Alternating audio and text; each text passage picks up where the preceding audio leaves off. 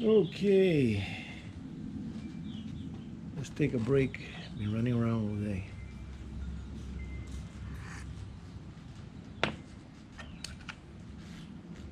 Today,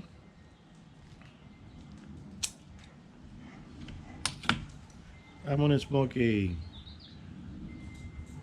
macanudo inspired, inspirado in Spanish. And today we took Papa to the snake rattle training. And you know what? I blew it. I screwed up. I didn't video. I just noticed right now. I said, shit, I should have video. So we took him to this place where they do the training, and they have 3 snakes in cage with their full venom and their full rattler, and you walk them around on a leash. You know, they already put the collar, the shark collar, and they wet the neck so he gets a real good contact. Walk around. When he gets close to the snake, he was curious and he started poking his nose at the cage, and the rattle started going. But he's having a hearing problem. We've been cleaning his ears. We're getting a lot of muck out of there. I think maybe he's got an infection. We'll see after we clean everything out if it gets better. But he didn't hear the rattler, but he can recognize the smell because the guy, the trainer, grabbed the little grabby that he grabs the snakes and moves them around. He gave the stick to his nose and immediately he backed off. So he knows the smell of the snake and he didn't like it. So I walked him to the other 2 snakes.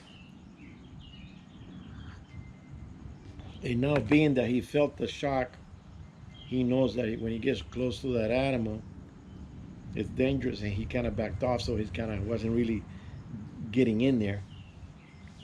But the things with these dogs and the Britneys, they're hunting dogs, and all hunting dogs, once that nose gets to the ground and it starts picking up all these scents in the grass, other dogs, pee, raccoons, squirrels, or anything, their nose turns on, their ears turns off. I mean, you call him and call him, and he's on a mission. He's going and going and going and going.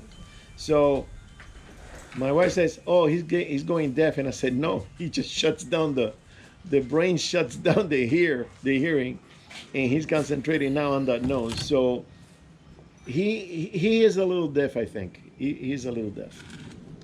But after the cleaning of the ear, it might get better because maybe he has an infection in there. I'm putting antibiotics. Still lucky.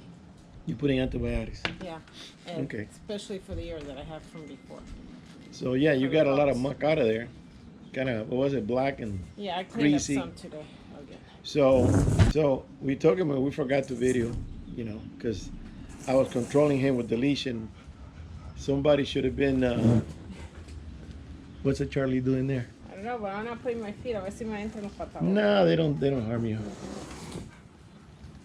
We got a lot of small lizards that they eat ants and spiders and every bug there is, and we call them Charlies. They're small and they're medium size. And one time I saw a real big one. We don't bother them and they don't bother us. So,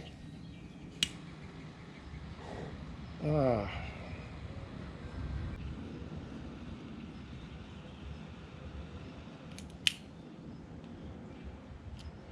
on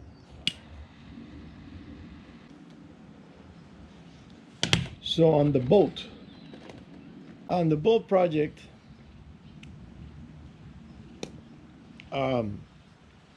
when I got the carburetor rebuilt, they cleaned it out and everything. Installed in the engine, we noticed that the pumps, they were kind of really old, and I said, you know what? Let's take the moment now that we're on the engine area, working on the engine, and let's remove the pump and let's upgrade, let's install electric fuel pumps. So we went and got um, a Carter, and it installs right on the block, and did the whole connection, new gas filter prior to the carburetor, about 6-7 inches from the carburetor, and we crank. No cranking. We turn on the switch. It works on power, and some gas came to the filter, and the engine would turn on, but turn off right away. Turn on, turn off right away. So I started doing some research and finding out with people, and I said, well, the electric gas pumps are good pushing fuel than sucking fuel. So, meaning that you have to be closer to the tank. And we tried different things, but it wasn't working. So it didn't have enough suction to pull from the 20-inch high tank through an 8-foot hose going through a gas filter, gas sensor, consumption sensor, to the pump, and then up to the carburetor. So I returned the pump, and I got my money back. And I said, well, I'm gonna go mechanical again. So I went and got some mechanical pump, installed it, primed the carburetor, because now you got to crank it. And we crank it and crank it and cranking, and the fuel does not get to the filter. And we pour gas on the carburetor, start it right away, smooth running, and it would run until the gas ran out, and still there was no gas coming up to the filter, and we just couldn't figure out what else to do. So he said, okay, let's do this. Let's unhook it from the fuel filter, which is a big filter the size of an oil filter that separates water from the fuel. And we put the hose, and we put a funnel, and we put about that much gas in the funnel. And I'm up there cranking and looking, and the guy, my mechanic friend, is holding it, and the fuel is not going down. So now we're thinking that the pump is bad because it's not sucking the fuel.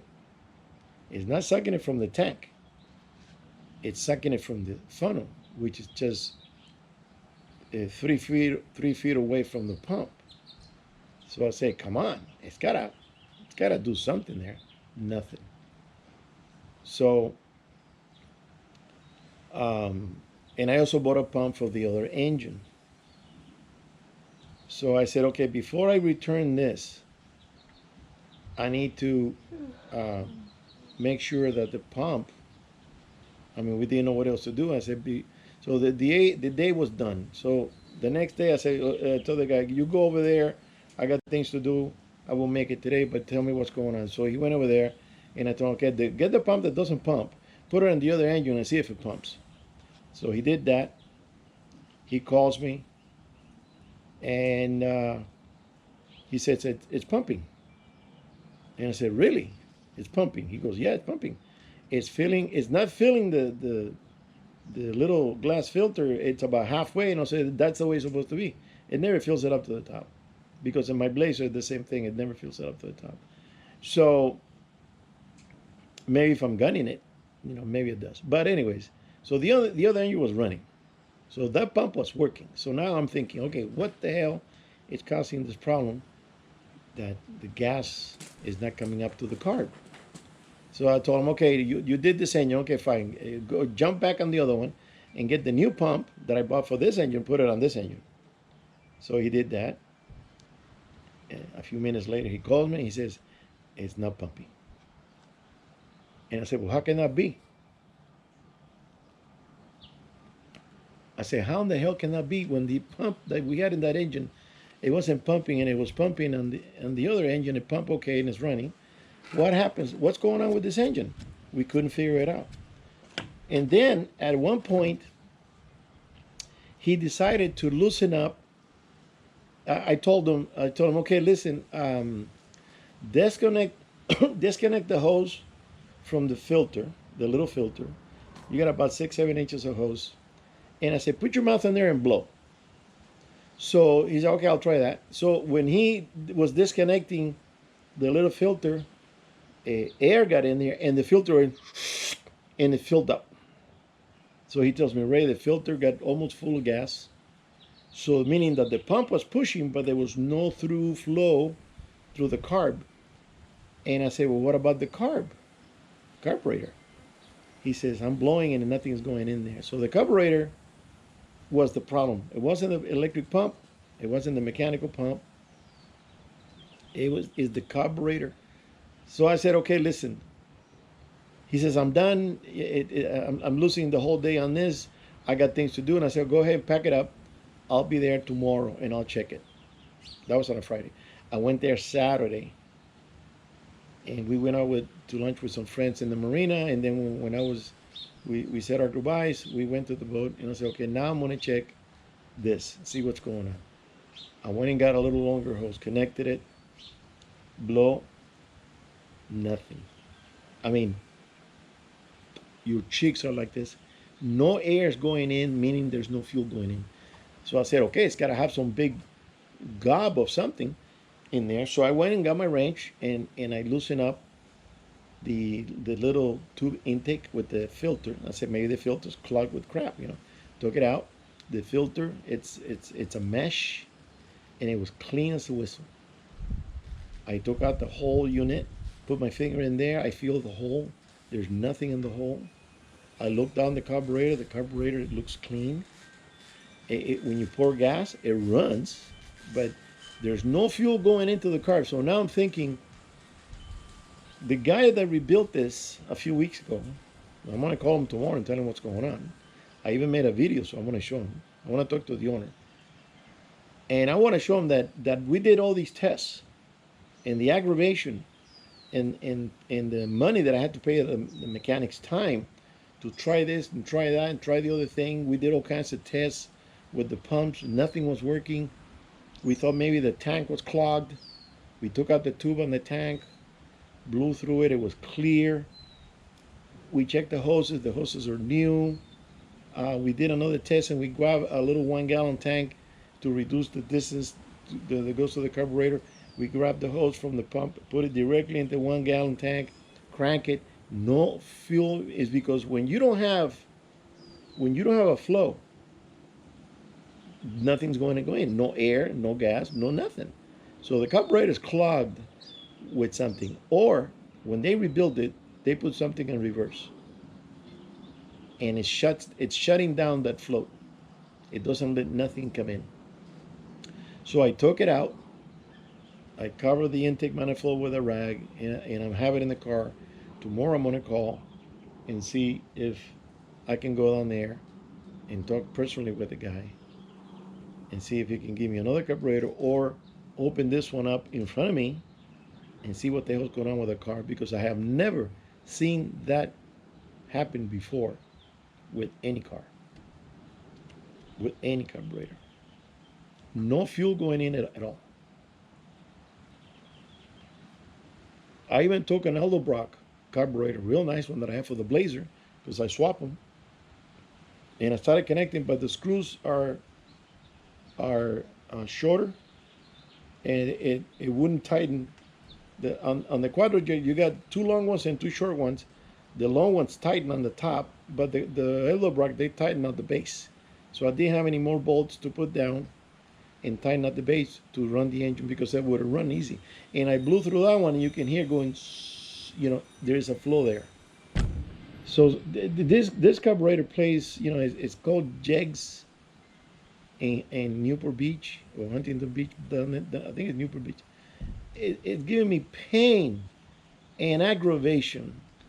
I've been at this since I got the carb, like, I think it was 3 weeks ago?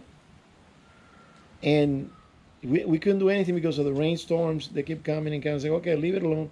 I took the car, put it inside the cab. I was like, we'll do it when the weather's better, and then we can work on it.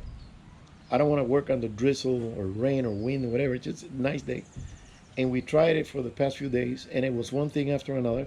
And it wasn't the pumps. I tried 3 pumps.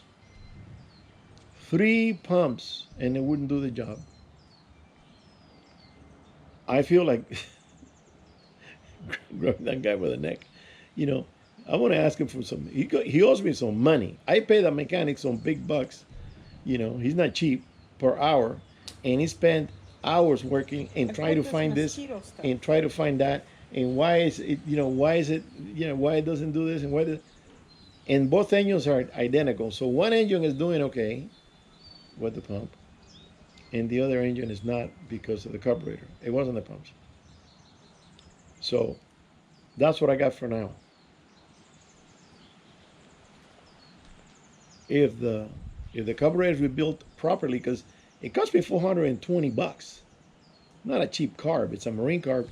I'm not going to get it rebuilt in another place. I know a place here in Pomona that they rebuilt the one for the Blazer, and that came out beautiful. That engine, when I started, you know, before the carburetor, the Blazer, you started, and it was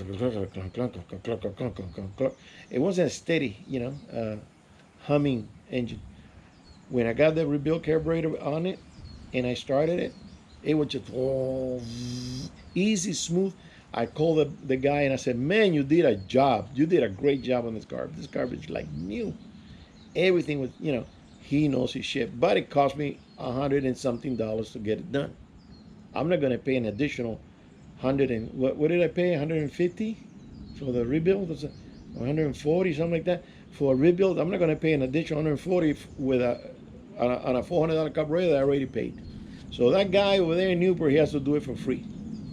And I don't care if he doesn't like it. So